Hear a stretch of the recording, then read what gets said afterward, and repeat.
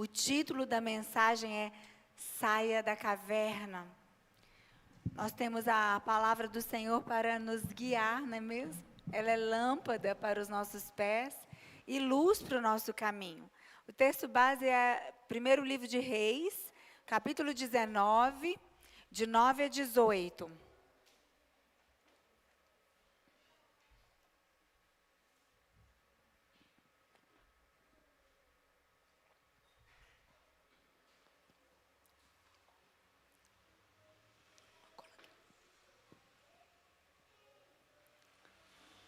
Diz assim a palavra: Ali entrou numa caverna e passou a noite. Ele respondeu: Tenho sido muito zeloso pelo Senhor, o Deus dos exércitos. Os israelitas rejeitaram a tua aliança, quebraram os teus altares e mataram os teus profetas à espada. Eu sou o único que sobrou. E agora também estão procurando matar-me. O Senhor lhe disse: Saia e fique no monte, na presença do Senhor, pois o Senhor vai passar. Então veio um vento fortíssimo que separou os montes e esmigalhou as rochas diante do Senhor, mas o Senhor não estava no vento. Depois do vento houve um terremoto, mas o Senhor não estava no terremoto. Depois do terremoto houve um fogo, mas o Senhor não estava nele. E depois do fogo houve o murmúrio de uma brisa suave. Quando Elias ouviu, puxou a capa para cobrir o rosto, saiu e ficou à entrada da caverna. E uma voz lhe perguntou: O que você está fazendo aqui, Elias? E ele respondeu: Tenho sido muito zeloso pelo Senhor, o Deus dos exércitos. Os israelitas rejeitaram a tua presença, a tua aliança, quebraram os teus altares, mataram os teus profetas à espada. Eu sou o único que sobrou, e agora também estão procurando matar-me. O Senhor lhe disse: Volte pelo caminho por onde veio e vá para o deserto de Damasco. Chegando lá, unja Hazael como rei da Síria. Unja também Jeú, filho de Ninsi, como rei de Israel. E unja Eliseu, filho de Safate, de Abel-Meolá, para suceder a você como profeta.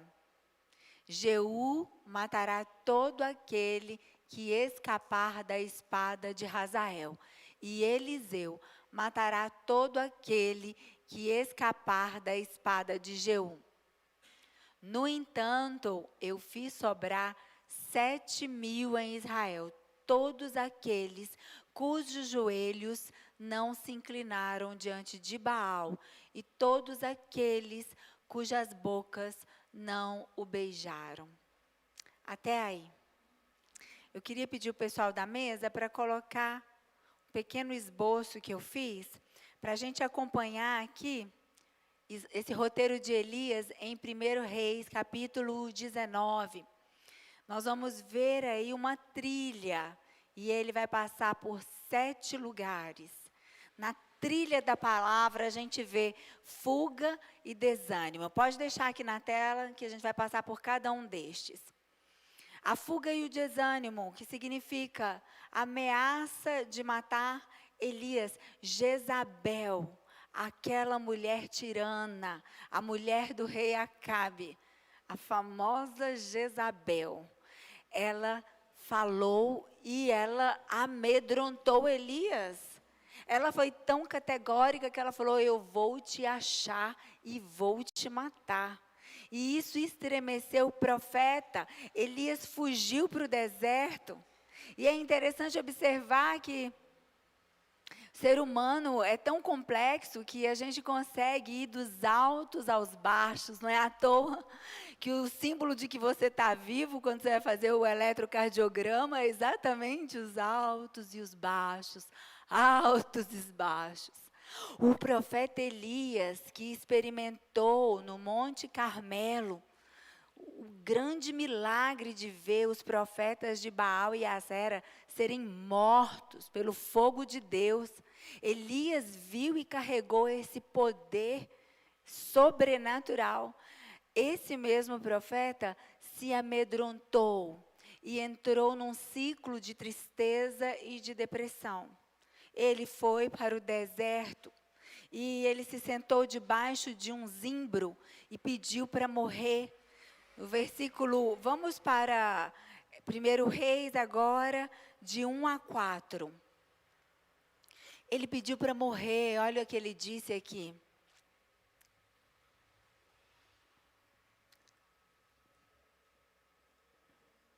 Se quiser, pode deixar então aí. Ah, tá. 1 Reis, de 1 a 4. Não, é de 5 a 8. 1 Reis 19, né? Capítulo 19, de 1 a 4. É porque está 1 Reis, capítulo 1. Mas não importa, aqui nessa passagem, ele pediu para morrer. A tristeza era tamanha. Depois ele se deitou, depois de ter pedido para morrer, se deitou debaixo da árvore e dormiu. De repente, um anjo tocou nele e disse: levante-se e coma. Elias olhou ao redor e ali, junto à sua cabeça, havia um pão assado sobre as brasas quentes e um jarro de água. Ele comeu e bebeu e deitou-se de novo. Aí, com a força desse pão, a energia do pão e da água, ele caminhou 40 dias e 40 noites até o Monte Horebe, também chamado Monte Sinai. Então, pode colocar de novo lá o esboço, essa segunda parte do pão e da água que ele recebeu 2 vezes. E a terceira foi a jornada de 40 dias. É interessante ver esse número. Toda vez que a gente olha esse número na Bíblia, nós estamos entendendo que Deus está trazendo uma travessia. Deus está fazendo uma transição. Elias estava sendo elevado por Deus na missão. Aquilo que ele tinha que fazer, o propósito dele ali, diante de Acabe e Jezabel, já estava cumprido. Mas havia ainda necessidade dele ser usado por Deus. E aí nós vemos na quarta parte dessa trajetória, é que chega a caverna, que é hoje a base da nossa mensagem. Saia da caverna. A caverna representa para nós esse lugar de refúgio. O Monte Horebe, Elias entrou numa caverna e ele passou a noite lá. Esse monte, Monte Sinai, é o mesmo monte onde Deus deu a tábua da lei para Moisés, onde Deus falou com Moisés.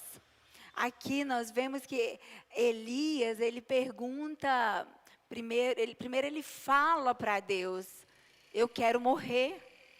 E aí Deus fala com ele: o que é que você está fazendo aqui, Elias? O que é que você está fazendo dentro dessa caverna?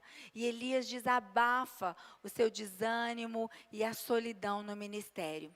Aí, depois nós vamos ver, a quinta parte, Deus falar através de uma brisa suave. Deus fala através de uma brisa suave e Deus é intencional nisso. Ele não falou no meio de um vento forte, no meio de um tremor. Ele vem falar através de uma brisa suave. E Elias então cobriu o rosto com o manto e se apresentou a Deus. Essa foi a quinta parte da trajetória. Na sexta parte, Deus então fala sobre a nova missão. E Deus repete aqui a pergunta. E Elias repete sua queixa. Você vai observar no capítulo 19 que Elias começa com a mesma ladainha e ele termina falando: eu sou fiel ao Senhor, mas olha tudo o que está acontecendo. É como se ele estivesse dizendo: olha o que o Senhor está permitindo e por causa disso eu estou desistindo. E aqui nós percebemos que A alma humana, o ego humano, carrega um potencial terrível para atrapalhar a missão de Deus, para atrapalhar a missão da igreja. Porque nós tendemos a criar muita expectativa em acontecimentos, né? A gente cria muita expectativa em pessoas, em respostas. A gente gera um resultado antes que ele aconteça no nosso interior. E aí, quando a gente é frustrado na nossa vontade, naquilo tudo que a gente planejou, a gente vai lá embaixo, a gente começa a desvalorizar tudo. Aqui, nesse ambiente de caverna, de tristeza e depressão, Elias desvalorizou tudo que ele já tinha vivido, tudo que já tinha acontecido. Os profetas, os falsos profetas já tinham sido desmascarados, mortos, já tinham sido paralisados. Mas Elias se esquece disso tudo. E aí, na parte 7, nós vemos o chamado de Eliseu, que é a continuidade do ministério de Elias, né? Elias tinha então acabado de viver um momento extraordinário. E ele, depois disso, chega a pedir para morrer. Muitas vezes, quando nós idealizamos demais o resultado de algo, se aquilo que a gente idealizou não aconteceu, a gente tende a ir lá no fundo do poço. E nós precisamos ser cautelosos. Nós precisamos de inteligência emocional, isso se chama QE. Eu posso dizer inteligência espiritual, quociente espiritual. Porque na jornada com Deus, nada é tão óbvio. Não se dê a liberdade de criar muitas expectativas com nada. Se for criar alguma expectativa só em Deus e ainda assim, Ele vai te dar as partes do processo devagar. Ele te dá a palavra, é tudo que você precisa, vai. E eu vou te mostrando no caminho. Né? Deus visitou Elias com uma nova perspectiva, que era o que ele precisava. O propósito já tinha se cumprido e Elias estava agarrado naquilo. Ele pensava em Jezabel, medo de morrer. Aquele que não teve medo de estar diante, eram 600 profetas de Baal, 400 de Acera. Se eu estiver errada, você me corrige. Mas era no número de 1000 profetas e ele não teve medo. Ele estava ali para o que der e vier. E de repente, com uma palavra de uma mulher, uma serva de Belzebu, ele tremeu as bases. Por quê? Porque havia ainda uma expectativa naquele poder que Deus manifestou. Porque depois que Deus desceu com fogo, tudo se aquietou. Elias se viu sozinho. Ele pensou, e agora só sobrei eu. Ele pensou que dependia tudo muito dele. Sabe quando você carrega um peso, um fardo e você anda cansado dia e noite? É quando você caminha muito na perspectiva de que tudo depende de você. De que se você não fizer, a coisa não vai acontecer. Tem que saber de tudo, tem que orientar tudo, está no comando de tudo. E isso traz uma sobrecarga e um peso que não provém de Jesus para nós. Elias estava sentindo esse peso, mas Deus visitou ele com uma nova perspectiva. E nessa nova perspectiva, Deus não veio no vento, Deus não veio no terremoto, Deus não veio no fogo. O que é que Deus estava querendo falar com Elias? Elias, você vem de uma experiência de fogo, de poder, de glória. E esse foi o ponto alto, mas você não está sabendo transicionar, porque agora eu quero te usar de maneira diferente. Agora, Elias, é a brisa suave. Por isso que Deus permite ali, sabe, que venha o vento, venha o terremoto, venha o fogo. Deixa eu te dizer uma coisa, não se congele, não se engesse nas suas experiências religiosas, nas suas experiências espirituais. Ah, porque lá no passado funcionava assim. Ah, de onde eu vim era desse jeito que acontecia. Pode ser que Deus está virando a chave. Deus está querendo fazer de maneira diferente. Ou até mesmo dentro da sua casa. Talvez você está replicando aquilo que você recebeu do seu pai, da sua mãe, a maneira de educar os filhos. Mas ei, o tempo é outro. Esta é uma nova geração. Nós precisamos manter os princípios, mas nós podemos mudar, sim, alguns formatos. Deus não quebra princípio, mas de tempo em tempo Ele muda formato, sim. Com Elias, ele estava mudando o formato. Jesus aqui aparece nessa passagem. Jesus permeia toda a Bíblia, mas essa brisa suave nos revela o jugo suave de Cristo. Vamos para Mateus capítulo 11, versículo 29. Evangelho segundo Mateus, capítulo 11, versículo 29.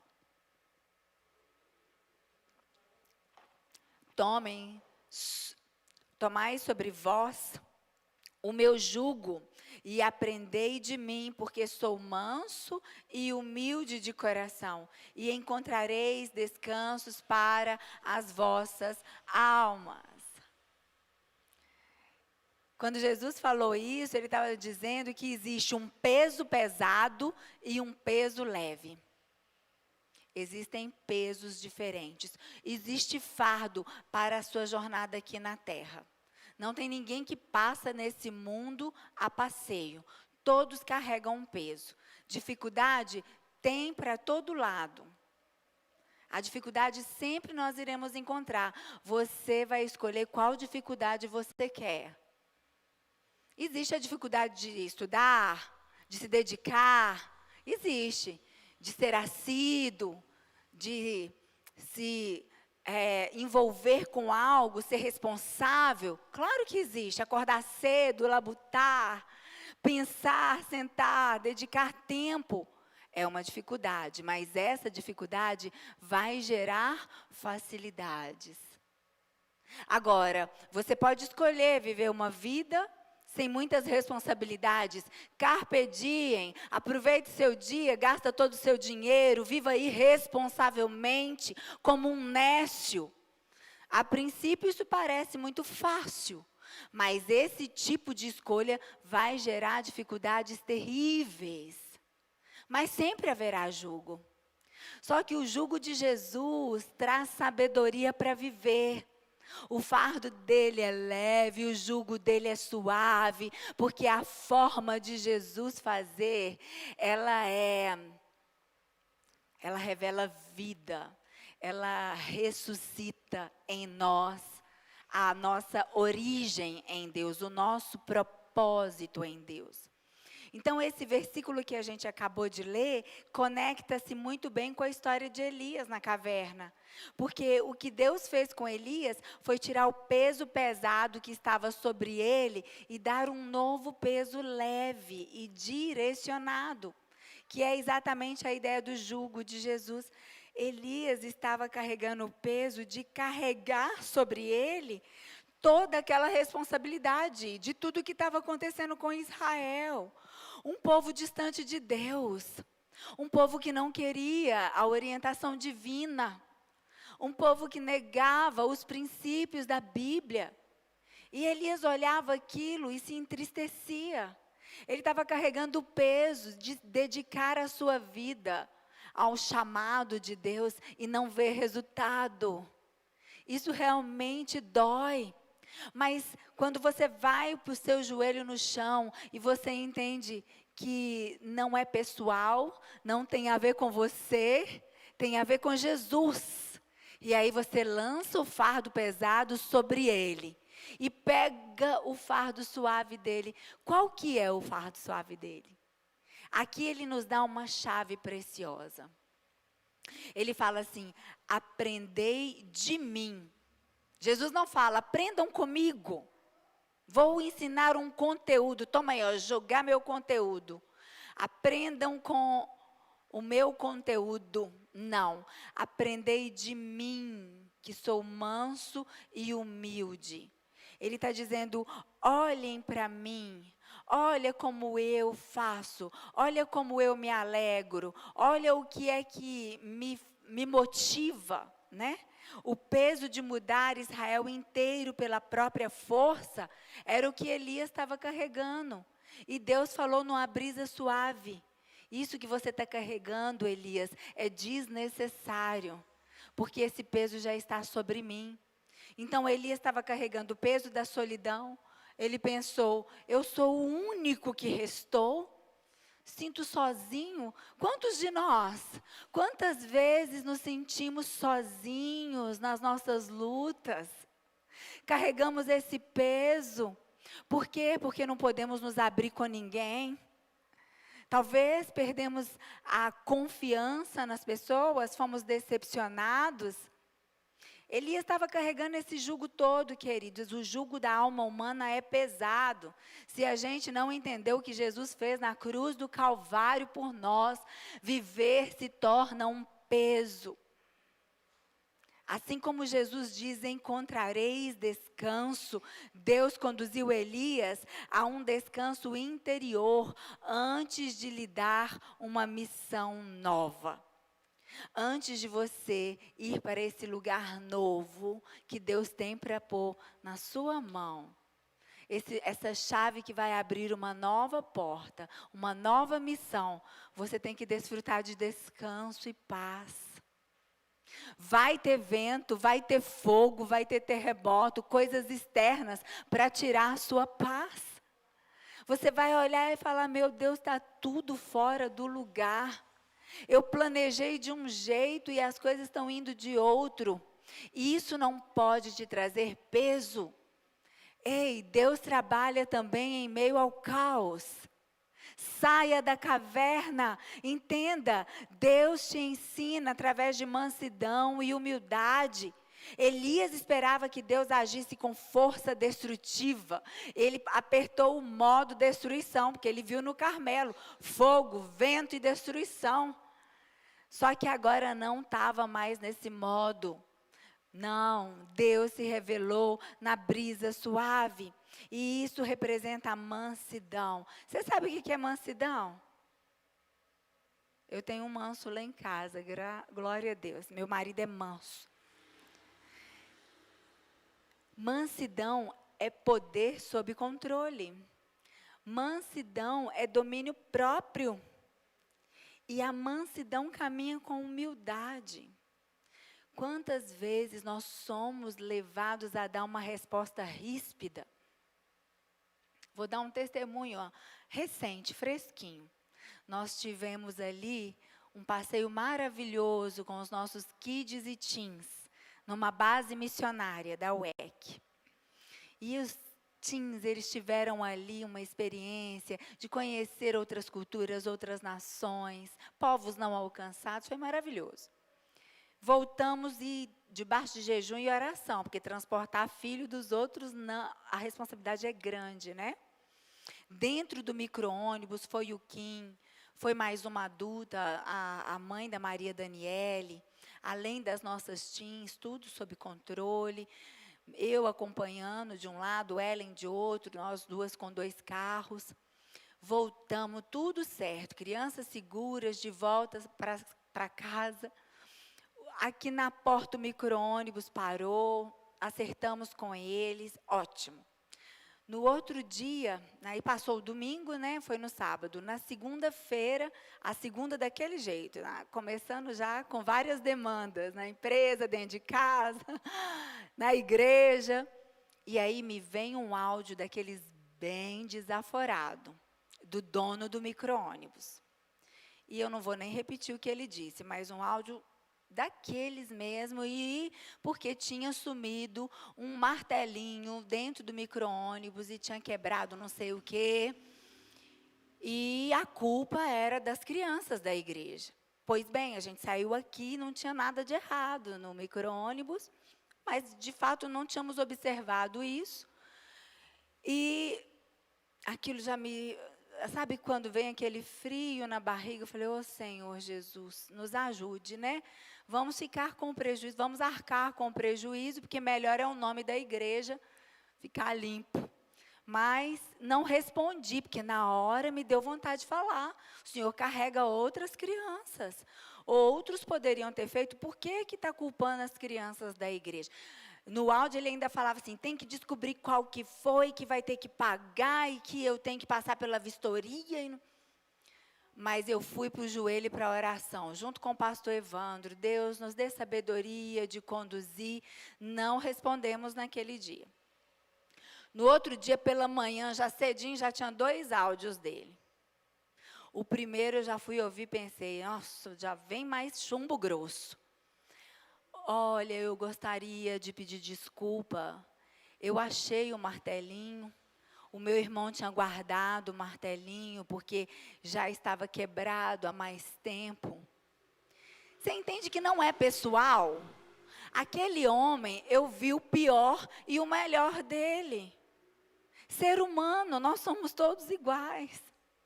Alguns estão afundados na maldade porque a alma foi experimentando cada vez mais das coisas do maligno.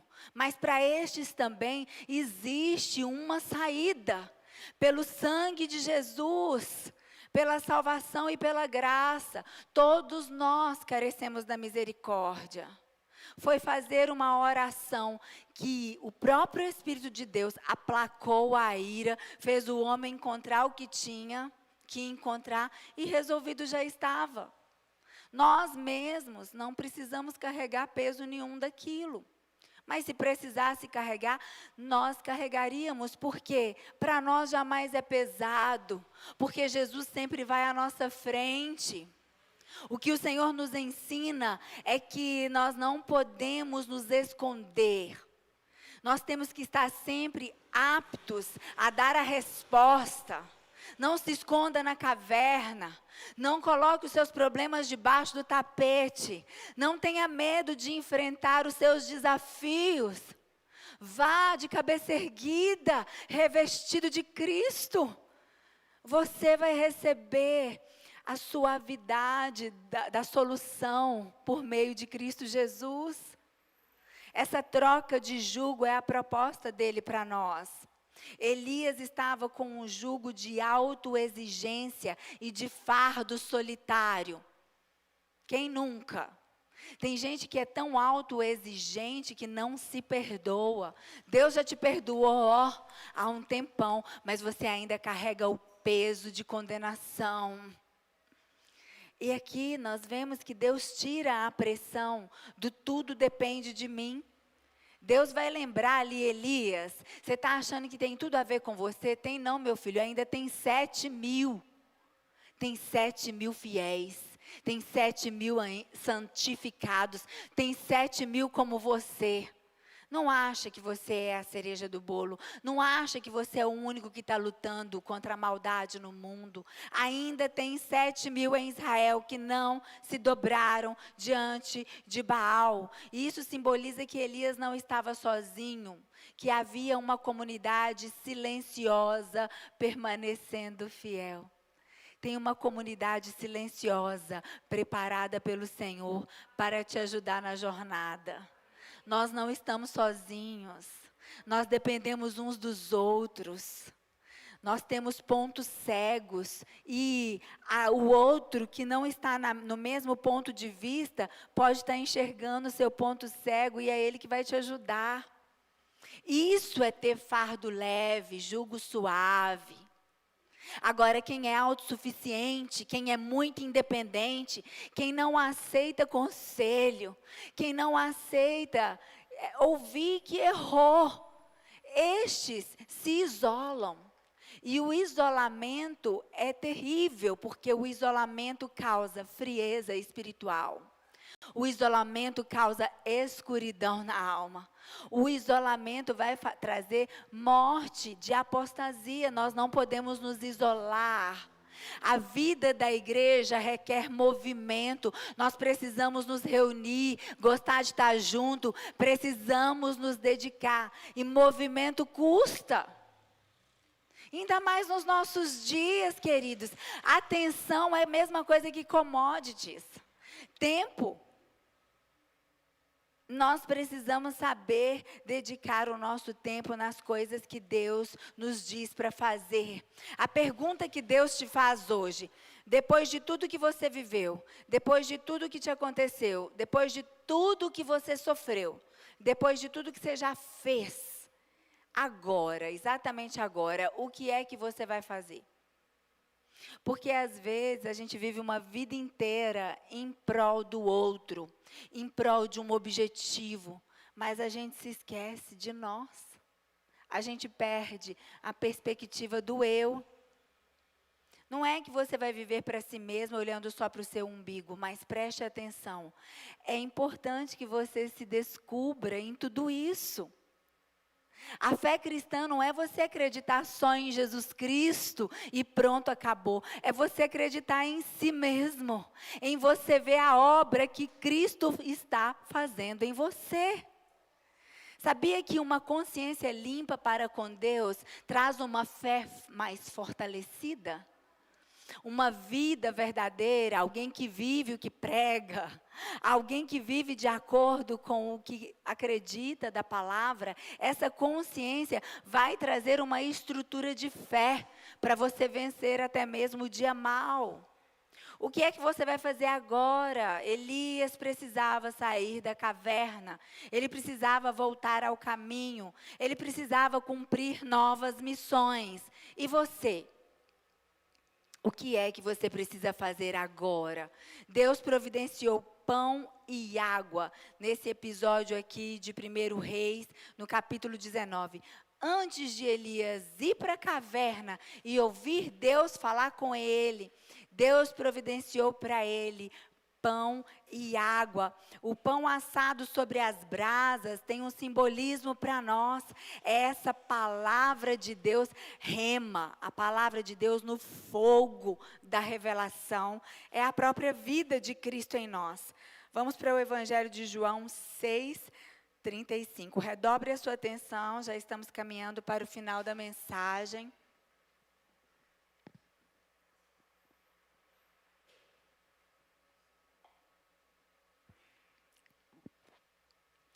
Então Jesus declarou: eu sou o pão da vida.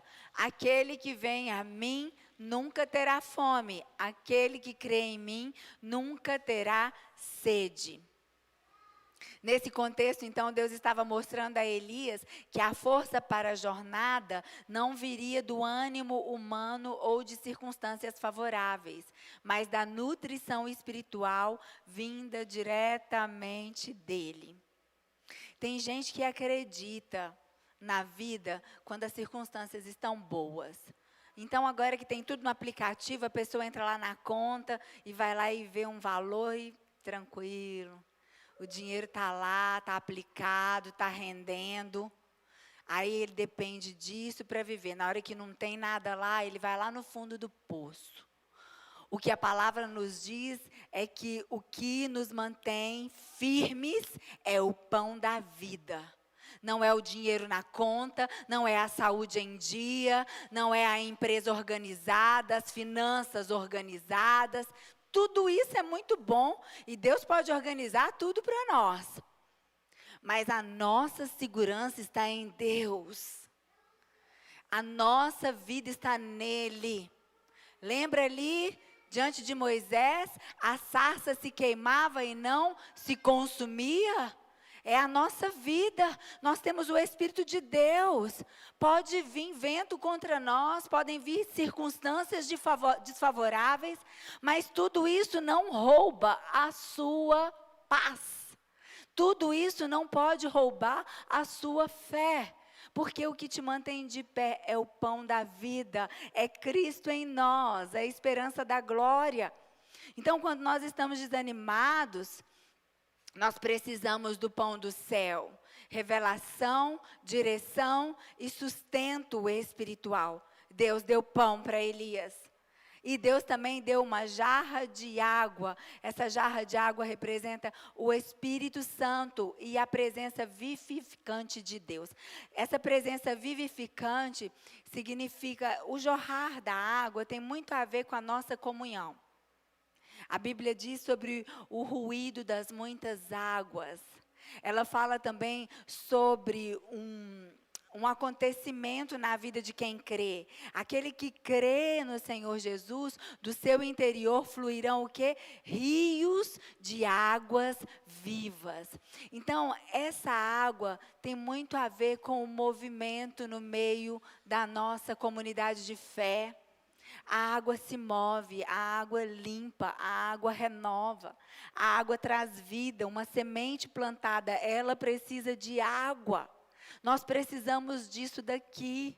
Nós precisamos das nossas reuniões. Nós precisamos de discipulado. Estamos aí, já está batendo a porta, 27 de agosto. Vamos ter discipulado de mulheres, discipulado de homens. 3 meses.